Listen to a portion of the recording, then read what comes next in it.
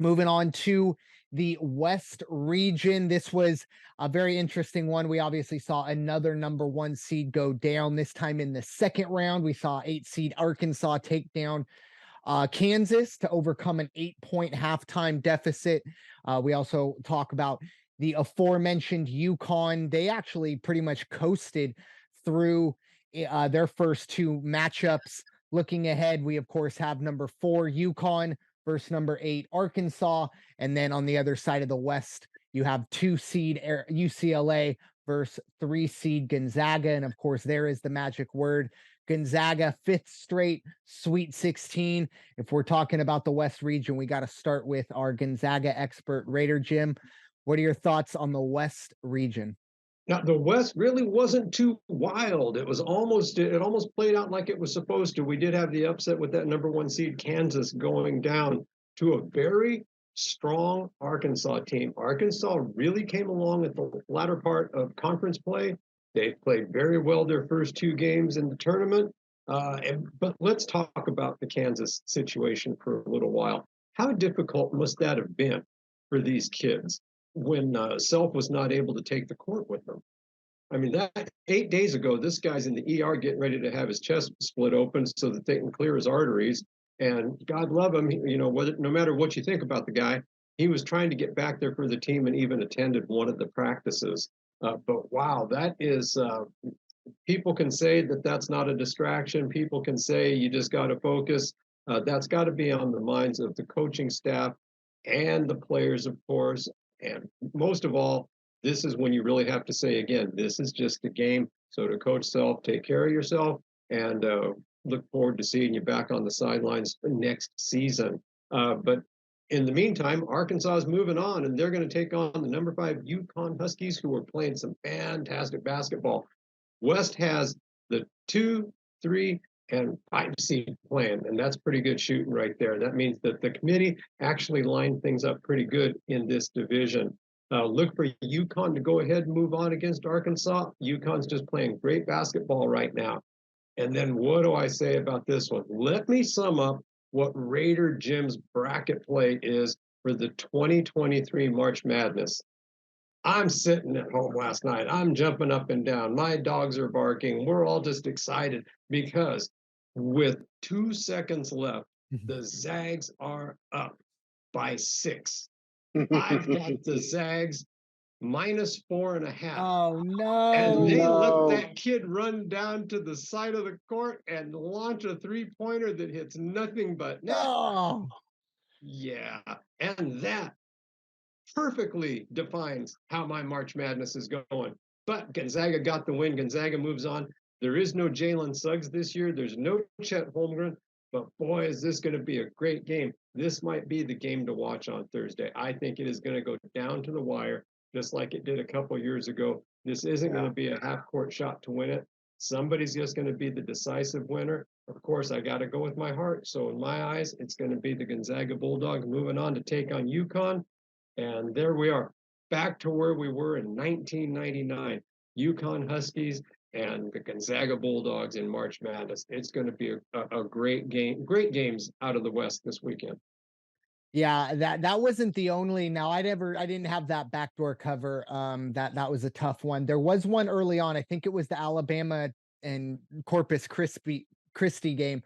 There was a last second 3 that covered like a 22.5-point spread or something. Oh man. Yeah, just moments where you just wonder, how in touch are the players, knowing some of the quote unquote extramarital affairs going on in the basketball game. But yeah, really tough cover there.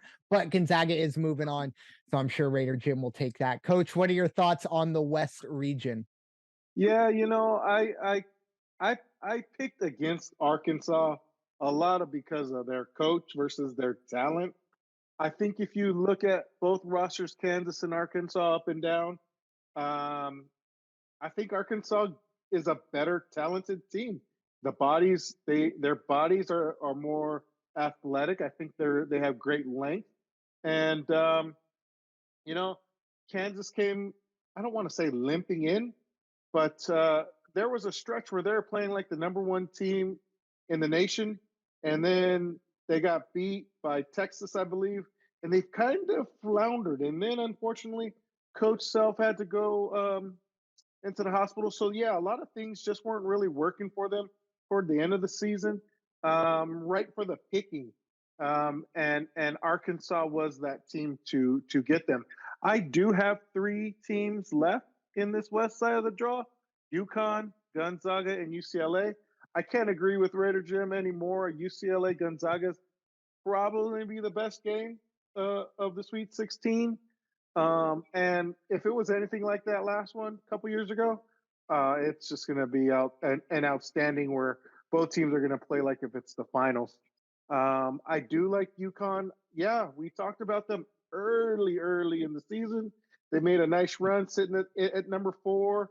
Then they did slip and drop again. It was kind of like the Big East just kept chipping each other down, chipping each other down.